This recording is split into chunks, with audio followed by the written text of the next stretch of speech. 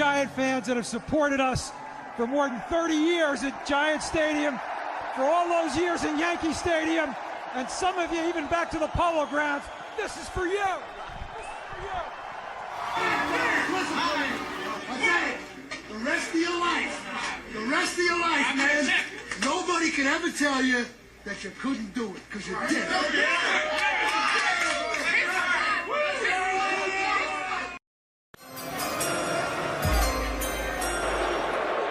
With the second pick in the 2018 NFL Draft, the New York Giants select Saquon Barkley, running back, Penn State.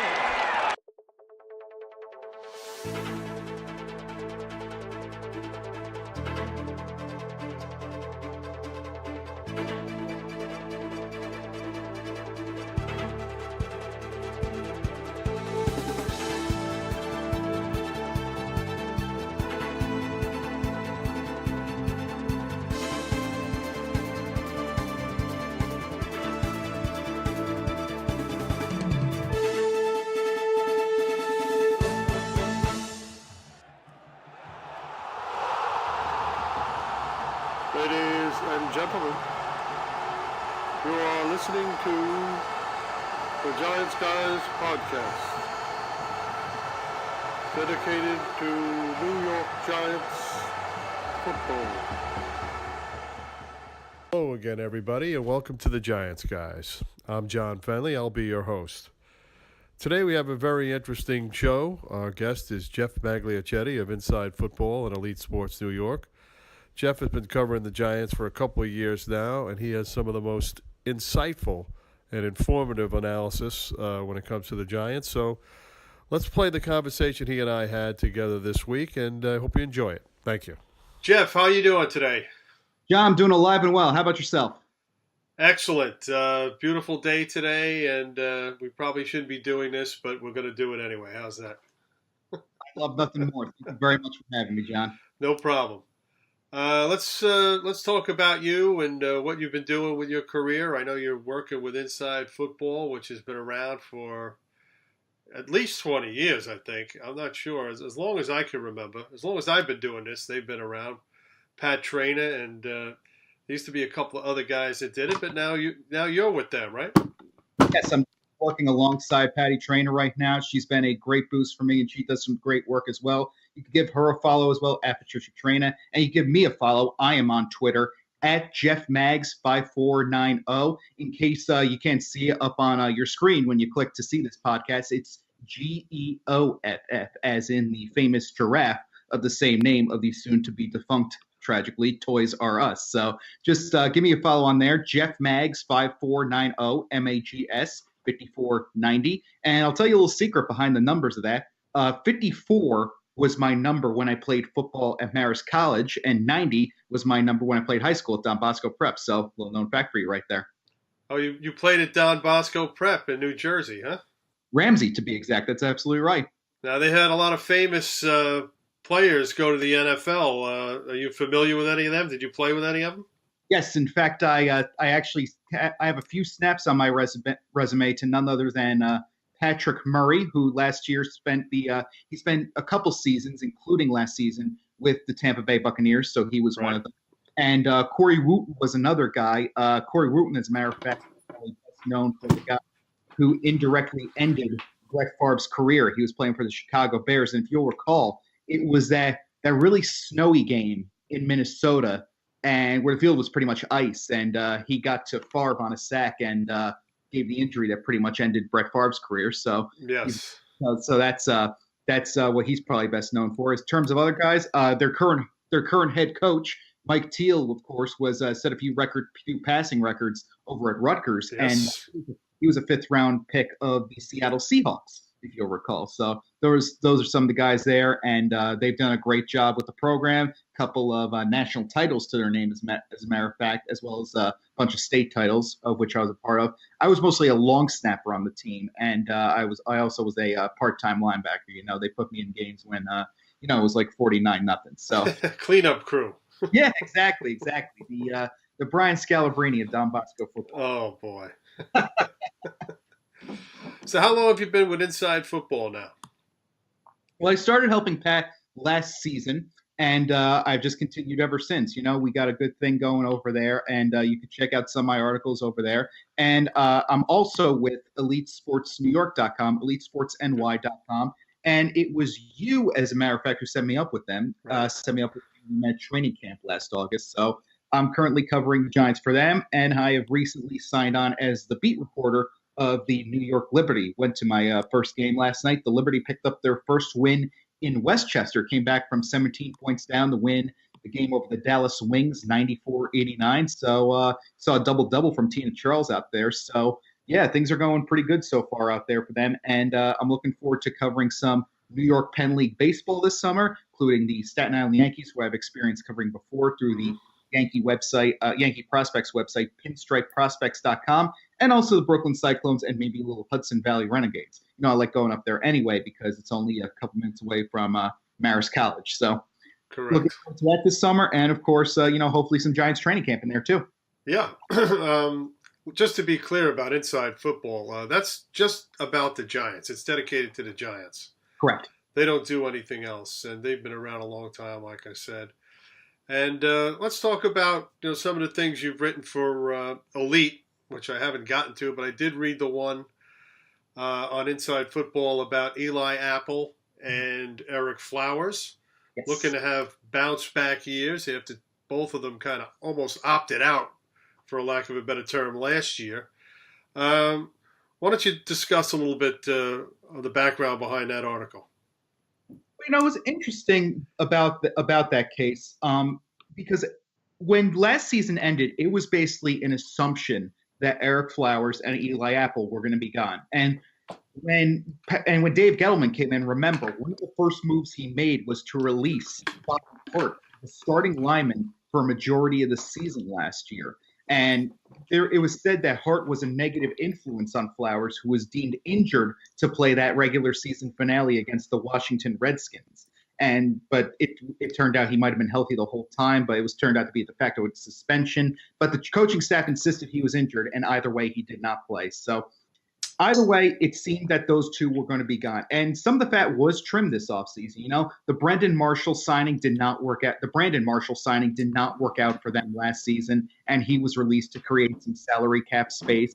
And it turned out to be for the better of them. He recently just signed with the Seattle Seahawks, and Dominique Rodgers-Cromartie was likewise let go. So the Giants did make some moves. This is a very different team from just even December 31st when their last game was held. So this is a very different team, and it's surprising to see Flowers and Apple here. Flowers, as a matter of fact, is even more shocking because he did not show up to the team's optional veteran minicamp earlier this spring. So it's shocking to see him here. But from Pat Shurmur's comments over at OTAs the other day, I believe that was held on Tuesday. Yes, on Tuesday, Shurmur was very positive in terms of talking about Eric Flowers in particular. Eli Apple was a big topic of conversation at the previous open OTA a couple weeks ago. But with Flowers, Shurmur was very positive. In terms of talking to Eric Flowers, he said, quote, he's actually done a really good job.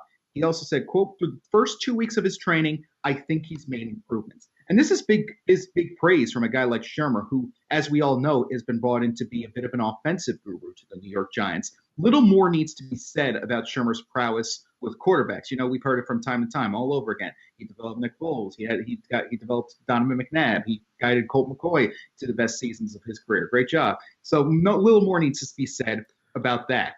Don't forget about with Minnesota last year. Oh, Case Keenum. And definitely, and you know what? He made him a multimillionaire. If Case Keenum, I sure hope the second he signed that deal with the Denver Broncos and was named somehow the 52nd best player in the National Football League by NFL Network in their top 100 players, I sure hope the first person he contacted or wrote a thank you letter to, sent them a nice gift basket, was Pat Shurmur. So that's what Case Keenum did down in Minnesota. But in terms of Flowers, it's good. He was a bit displeased when the Giants brought in Nate Solder. Not only did they sign Nate Solder, but they made him the highest paid lineman in the National Football League. But yet the plan is for Flowers to move over to the right side, right tackle, a position he has not played since his freshman year of Miami. But Shurmur was very pleased with the progress he's been making there. In terms of that, he said, He said that he's been doing a good job. He's been, quote, an excellent athlete, and he's handling the move pretty seamlessly. In terms of Flowers' attitude since joining the team a little late, Shermer said, quote, he's been great, communicating well. He looks like he's having fun playing out there. Worked with the offensive line, done everything we've asked, and I anticipate that will continue. In terms about speaking of him with his problems, Shermer simply said that it was, quote, all water under the bridge. So that's the Ereck Flowers story. The Giants seem confident in him. And while it felt like just as little as a couple weeks ago that Ereck Flowers would not be a part of this team, he appears to be in full force as the team's right tackle. And now let's transition to the other guy you talked about, Eli Apple. A couple weeks ago over at OTAs, he gave a bit of a heartfelt comment. It seems like he was matured and he was, quote, embarrassed at the way things ended last season. And a little more needs to be said about that. He dealt with some issues on and off the field. He, of course, had that questionable retweet of the Ohio State fan account that celebrated a Rod Smith touchdown that, quote, put away the New York Giants. So that was not a good look. There was also the civil war with both Landon Collins and the defensive backs coaching. So that was a problem for Eli Apple. But when he showed up to talk to reporters last week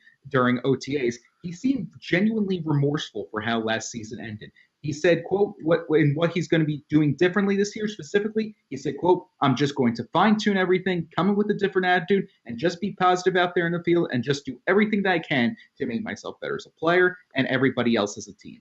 He also briefly discussed his relationship with Collins, and he simply said, quote, it's great. Yeah, I mean, he's turned over a new leaf. I mean, they're ready for what we're calling the clean slate, right? With yes. Shermer, he's ready to give everybody a clean slate.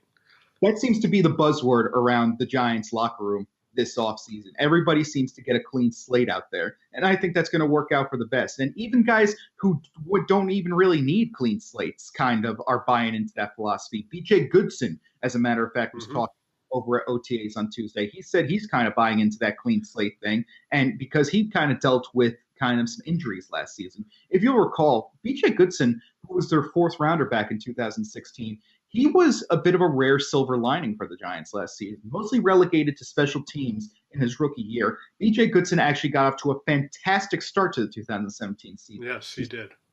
Because if you'll recall, he briefly led the NFL in tackles. He picked up 18 in the nationally televised opening game against the Dallas Cowboys. Things didn't turn out well for the Giants on the scoreboard, but you had to admire what Goodson was able to do. But unfortunately, injuries limited him to only 7 games for the entire season. So when he said that he's ready to accept a clean slate of his own, and he also mentioned that Tuesday was his birthday. He turned 24, as a matter of fact, or 24, 25, and he's ready to buy into that clean slate, and he's ready to work with Alec Ogletree and new defensive coordinator James Betcher's 3-4 set. So he's going to be looking forward to that. I think the Giants have done a great job this offseason of finally addressing the linebacker situation. This is a team that prides itself on the exploits of linebackers. If you walk through the halls of Quest Diagnostics Training Center, you're going to see murals all over the place of the exploits of linebackers. You see Lawrence Taylor, you see Harry Carson, you see Carl Banks.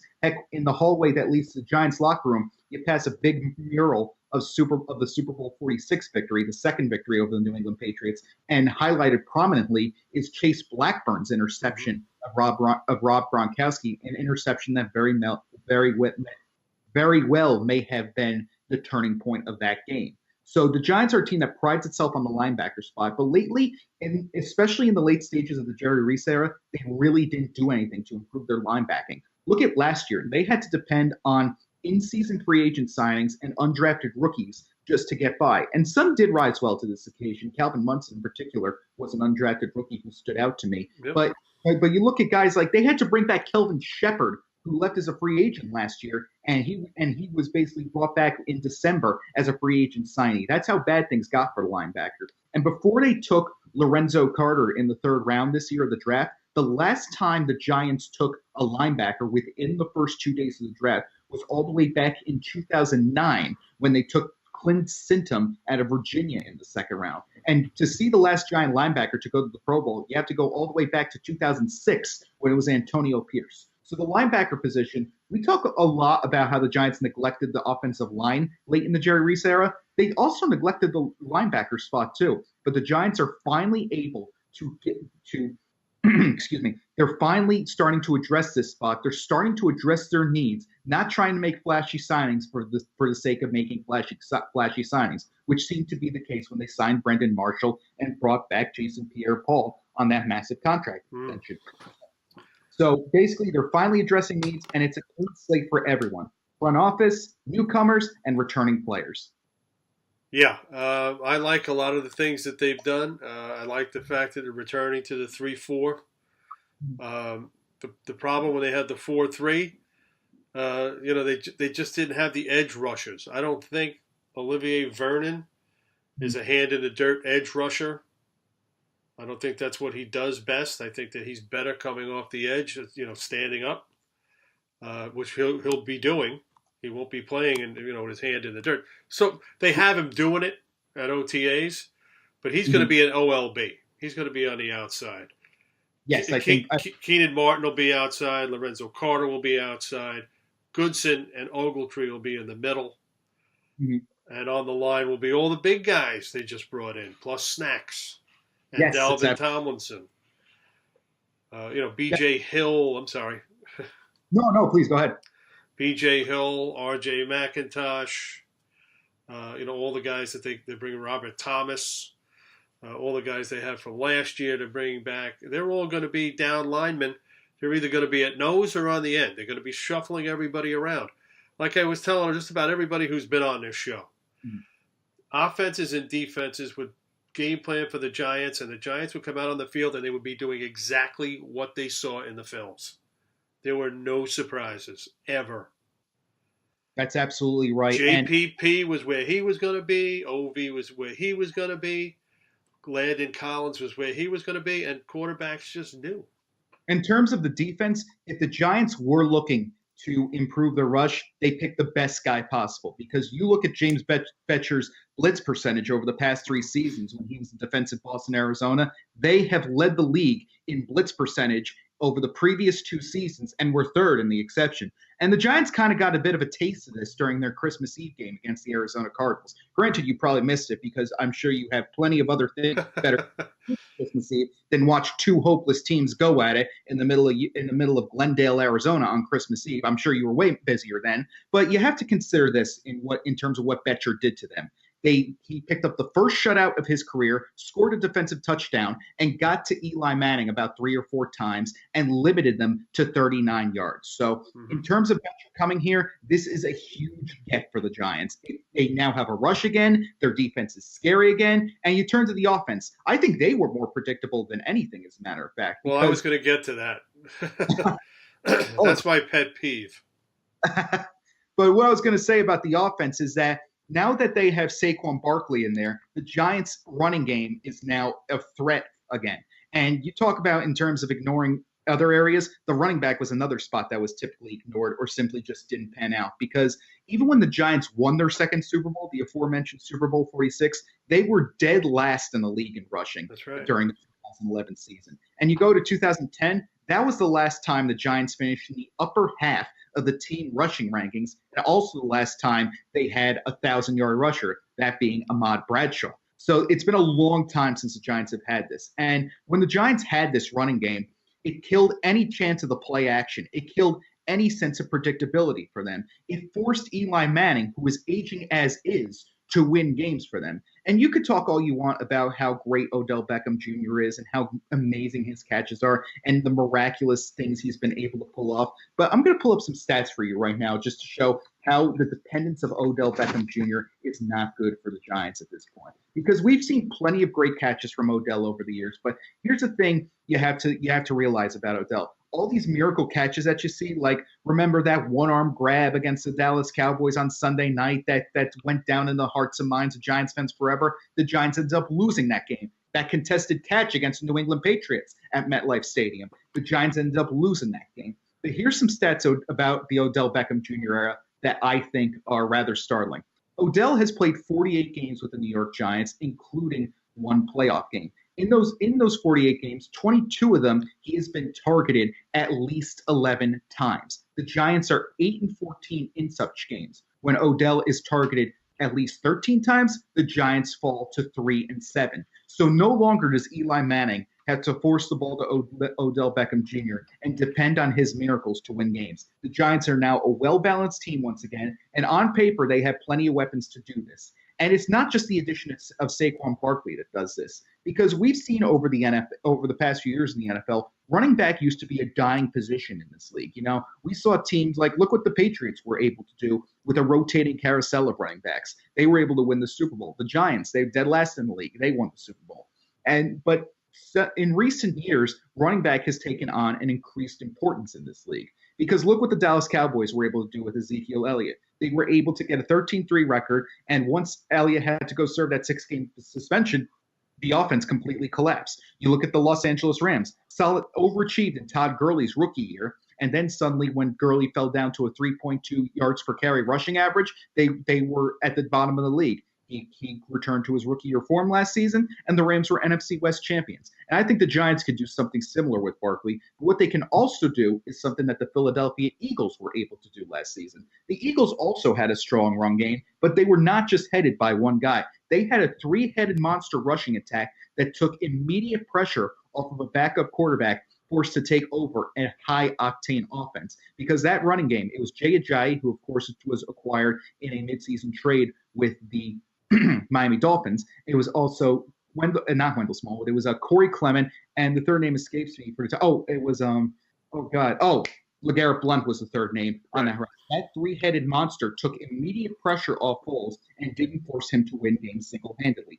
It was a perfect combination of experience, youth, and explosiveness and speed. And I think the Giants could have something like that potentially in this new three-headed monster of their own behind the quarterback in Saquon Barkley, Jonathan Stewart, and Wayne Gallman. We forget that Wayne Gallman was starting to get the lion's share of carries last season, and he served rather well back there. So I think the Giants' offense is no longer predictable, and they need to improve that. This is the NFL. This is an NFL era that glorifies the concept of fantasy football. You see these high-scoring games right now. You see them going. You see these scores. The Giants have yet to score 30 points in nearly 2 calendar years. That kind of scoring is not sustainable in this league. So the Giants' offense is going to be the key behind all of this in terms of improving on last season, which shouldn't be hard to do, but you want to get back up there in the terms of NFL elitehood. This is New York, where seasons like 8-8, those might be acceptable for fans of New York's other team, Green to be more precise, but in terms of Giants, that's not acceptable. And 3-13 is a near abomination. It's an abomination for anyone, but it stings in New York probably more than anywhere else, arguably. And that's true. I mean, I lived through the late 60s and 70s when, 2-14 or 2-12 when they played 14 games was a normal season for the Giants. Yeah, but this is not Cleveland, basically. Selecting in the top 5 is basically a tradition for the Browns at this point. It's as much of a tradition as enjoying a couple of Budweisers out in the dog pound. That's a place the Giants do not want to get to, because in 3 of the past 4 years, they've been selecting in the top 10 of the NFL draft. The Giants do not want this to become a tradition. They want to get better immediately, and I think they've improved on that for the most part. I think they've done a solid job in improving this team, and they very well could be a fringe playoff contender. I think the one thing holding the Giants back from the playoffs is simply their competition at this point, because until further notice, I believe the NFC East belongs to the Philadelphia Eagles, especially with Carson Wentz coming back. Remember, they won the Super Bowl with their backup quarterback. So I think until further notice, the East belongs to the Eagles. But you look throughout the rest of the division, there's some dangerous wild card teams out there. I think the Giants will be better next season. That's obviously not saying much. You can't really get much worse than last season. But I think the playoffs might be just a little too much to ask for in Pat Shurmur's first year. But definitely expect an improvement. I could definitely see something along the lines of an 8-8 season for them next year, and it's going to be the start of something bigger. It's kind of like the Yankees, if you will, this year's Yankees, if you will, or as I was talking about during the basketball playoffs this year, Celtics, or in hockey, as a matter of fact, the great story that is the Vegas Golden Knights. The Giants are going to be entering a spot where they have nothing to lose next season, in a way, because they're 3-13. They turned into a laughing stock. They're slowly developing a losing culture. And if they can be merely mediocre next season, that would be enough of a win for them. Obviously, the sights are set much higher, but if they can be, mediocre next season, that would be a win to stop this contagious losing. You mentioned the offense not scoring Mhm. 30 points, and they averaged actually under 20 points last year. I think it was 19 points. Correct me if I'm wrong, or was that the year before? But either way, they weren't scoring a lot of points, and now they have Mike Shula coming in as the offensive coordinator.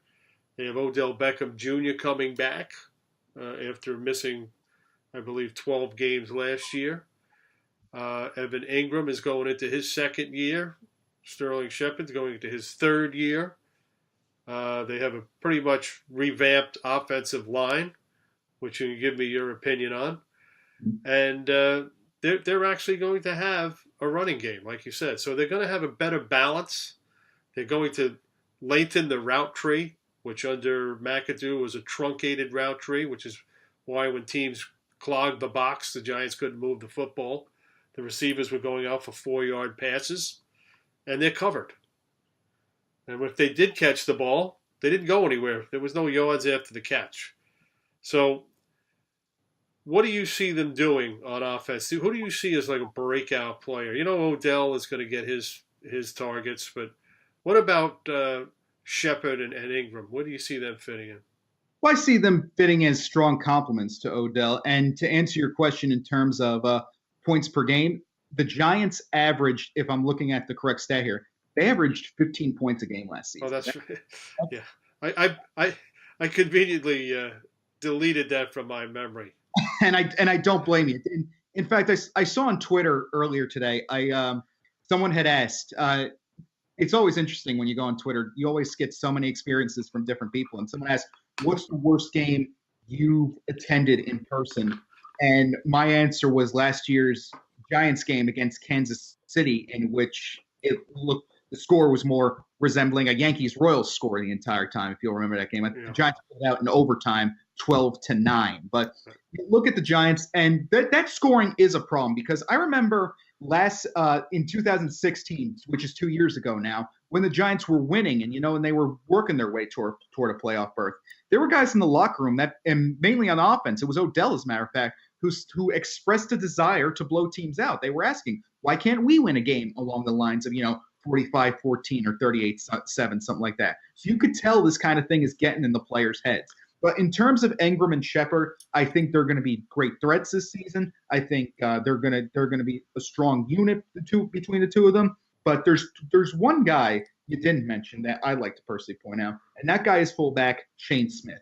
I felt Shane Smith was very underutilized last year. He won a training camp battle, not just a battle for him to stay on the roster, but for basically an entire position to stay in the roster. And one of Ben McAdoo's biggest mistakes last season, in my opinion, granted he had many, but one of Ben McAdoo's biggest mistakes last season was his failure to properly use Shane Smith in his offense. Because if you'll recall, there was that game against the Philadelphia Eagles, week 3, the first matchup over at Lincoln Financial Field, which was decided by the 61-yard Jake Elliott field goal. But you go back to the first game, the end of the first half of that game, the Giants had a 4th and goal at the Philadelphia 1. And Shane Smith was nowhere to be seen on the field. They handed it off to Orleans Darkwa, and he got stuffed immediately, and that kind of inadvertently decided the game. That was the second 4th and 1 in that first half that the Giants failed to convert, and both were in Philadelphia territory, and they ended up losing that game by 3 points. And Shane Smith only played 1 snap in that game and was eventually waived, though he did return later in the season, spent the rest of the time in the practice squad.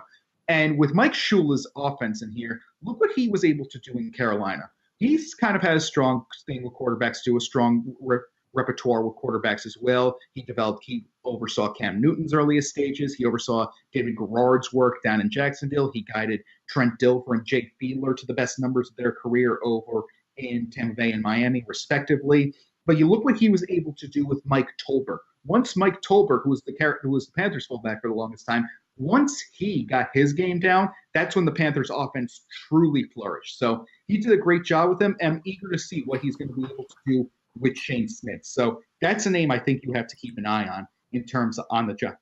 An under the radar name you have to keep an eye on in terms of the Giants offense. Well, I don't think he's under the radar. I think they plan on making him one of their 53. But they will carry 3 tight ends. So 3 tight ends and a fullback That's a lot because they really like Jarrell Adams, and Rhett Ellison is definitely going to make the team, and of course Ingram. But I really see Ingram as more of a wide receiver or a flanker than a tight end. Yes, I in the same way. And I'm sorry, I didn't mean to interrupt you. No, go ahead. But I think you hate to see guys get injured. Obviously, it's never a reason to celebrate. But in a bit of a twisted form of a blessing in disguise, it was kind of good for Evan Ingram to get some good reps at wideout last season, because when Odell went down, when Brandon Marshall went down, when Sterling Shepard went down, Evan Ingram got a good chance to immediately play some snaps over at receiver. And I think that's going to do wonders for his development. Rhett Ellison was another guy who was underused in McAdoo's system. I think you're going to see a lot more of him in the goal line and more of him being more of a traditional tight end. And Jarrell Adams is an interesting case. He was their 6th-round pick a couple of years back. I think the Giants really just haven't found what he's good at yet. I think he could be a legitimate goal line threat, a good blocking threat. The Giants just have to unlock his talent back there. And one guy you haven't mentioned yet is Kyle Carter. He was one of the Giants' first offseason signings this offseason, and he worked with Shermer over in Minnesota. He didn't really do much on the field. He was more of a blocking tight end, but I think he's going to be another under the radar guy to keep an eye on this offseason. Maybe he can develop into a goal line option. I think he's going to be a type of guy that Shermer likes. He's going to keep an eye that Shermer has his eye on. He's going to try to way to work him into the system. He spoke highly of him when he entered the Giants back earlier this offseason. He was one of their first signings. Like, as soon as it was legally possible, they brought in Kyle Carter. So I think that's going to be another under radar name to watch. So, and the Giants tight end situation, Evan Ingram finally solidified it for the first time since probably Jeremy Shockey. The Giants have a true consistent tight end. They've had flashes in the pan before. There was Kevin Boss that one season. Larry Donnell even had a good thing going before he simply couldn't hang on to the ball any longer. So Jake Ballard, come on. Yes, Jake Ballard, as a matter of fact. In fact, Ballard had that one game in New England. He caught the game-winning touchdown, if you'll recall, and people were loving that. So, and the Giants just simply have not had the type of consistency at the tight end spot. But that finally changed under Ingram. They addressed that finally in the draft. So I think that the Giants tight end is going to be another thing to watch. Keep an eye on those guys. I think that's going to be one of the better positional battles of training camp. In a battle to make the 53, Kyle Carter against Jarrell Adams. Jarrell Adams needs to basically figure out where he fits on this team. And it's up to the coaching staff too to figure out what kind of future Jarrell Adams has with this team. And he's going up against a former Shermer disciple back in Minnesota. So that's definitely going to be one of the more intriguing positional battles to watch this training camp. Yeah, the tight end position, the fullback position. The Giants are getting back to football again. Mm-hmm. These are traditional football positions and linebacker. These are the things that went by the wayside. Reese and McAdoo. I don't know what they were thinking about. I mean, this is how you win. You win with big bodies. You win with tough guys, and they ran out of tough guys. Yeah, it's like I said, once things started to really go bad for the Giants last season. The 2016 offseason was an offseason of indulgence and luxury in a way. They were riding a little high. They were coming off the first playoff appearance since Super Bowl 46. They felt they were one big piece, one flashy signing away from being a Super Bowl contender. So they signed Brandon Marshall. They gave Jason Pierre-Paul a massive contract extension. You look at their first 3 draft picks. They brought in Evan Ingram, a flashy tight end from Eli Manning's alma mater. They brought in a national champion, Calvin Tomlinson. They brought in Davis Webb, the highest quarterback selection since Eli Manning, and perhaps the first one to truly be considered the heir to the Eli Manning throne, because Davis Webb was not, he wasn't say Rhett Bomar, Andre Woodson, or even for that matter, Ryan Nassib. He was the first one envisioned as the heir to the Giants throne. But in doing that, the Giants bought themselves a brand new Porsche when they ignored the mold damage in their basement. And that mold damage, of course, being the offensive line and the linebacking units, because they finally addressed the offensive line a little bit. They brought in DJ Fluker, who was very serviceable but took a while to get in the lineup. They picked Adam Bisnawadi in the 6th round, and they've already given up on that. Bisnawadi, of course, released a couple weeks ago, and since picked up by Detroit, I believe. So that didn't work out for him. So finally, management has wised up. They've started fresh. They've thrown the entire playbook out. They started fresh. They're starting all over again. They're finally starting to go with a need-based system all over again, because Jerry Reese's famous draft philosophy was to draft the, quote, best player available. They're finally starting to go need again. They're finally starting to utilize smart football management. Yes, and I agree. And I want to get your thoughts on my favorite pick in this past draft, and that's offensive lineman Will Hernandez. Will Hernandez was a very interesting case. I was downright shocked that Will Hernandez actually made it to the 2nd round. And when he did, it was an absolute no-brainer for the Giants to select him, because Hernandez, I saw, could have gone in the latter stages of the 1st round, because there were plenty of blocks back there. The Minnesota Vikings, the Jacksonville Jaguars, they could have used a guy like Hernandez on their line, which could have turned a good offense into a great offense. But once Hernandez fell to the Giants in the 2nd round, it was an absolute no-brainer. That was the move they had to make. And props on the Giants for this relatively simple move. And it was a great job on their end. They took the no-brainer pick. This gift was given to them in the 2nd round. It was a gift. And the Giants pulled the trigger immediately. And good for them. This is going to be a great pickup for them, I believe, in Will Hernandez. Well, getting to the draft, Cleveland gave them 2 gifts, because they should have taken Barkley first overall. Yes, I'll agree 100% with that. And yes, they should have taken Barkley first overall, but of course it's the Browns. Who can we ever expect them to do the right thing? And it doesn't help also that I'm a bit prejudiced against Big 12 quarterbacks, I'll fully admit, because I always feel that the Big 12 quarterback never pans out in this league, because the best Big 12 quarterback over the past decade, probably the past 2 decades, has been who? Probably Josh Freeman, who of course was out of Kansas State and recently retired out of the CFL. Right.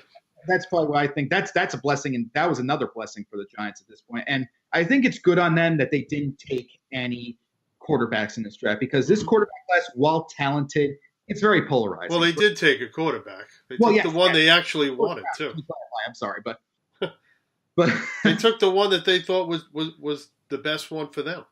Yes, they did. They best fit their system, and that was kind of a throwback to the Jerry Reese best player available type of thing, because Gelman was basically telling anyone who would listen that they took him, that some teams had him in the 2nd round, as a matter of fact. And I was expecting Lauletta to go to New England, as a matter of fact. And they liked him. I know that much. They loved him from what I heard, and that's where I was expecting him to go. But he fell to the Giants, and that's going to be something to watch over the next few seasons. But I digress when it comes back to the 2016 team, 2016 offseason. They're finally playing smart football again. They finally did that. And in terms of your question about Hernandez, the old Jerry Reese era, the old regime, I don't think wouldn't have made that move. He might have been the best player available, who knows? But I don't think they would have taken such the obvious offensive line help there. And this was a blessing for the Giants. They came through with it. They made the obvious decision. Good on them. I think Hernandez is going to help this team over the next few seasons. Yeah, I mean, I love the pick. When the 2nd round came, Friday night came, I said, Cleveland had that first pick in the 2nd round. I'm like, they're going to take this guy. And then they passed. And, that's why they've only won 1 game in the last 2 years. They passed on Barkley. They could have got a quarterback at 4, easily. And you know what? They could have got Hernandez, and they didn't do that either. And I'm going to be honest about Cleveland.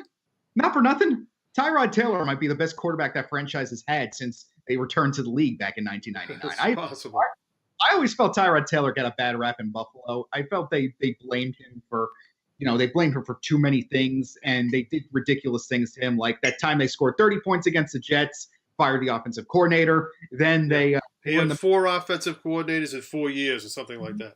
Mm-hmm. And then they bench him in the middle of the franchise's first legitimate playoff run since I think it was George W. Bush's first presidential administration, the first legitimate playoff run since then, and they bench him for a fourth rounder who the team believes is the next Dak Prescott. So that was a bad move on their end, but I digress about the Browns. They made a mistake in passing on both Barkley and Hernandez, but their loss is the Giants' game. Because they could have got Mayfield at 4. Jets weren't taking him.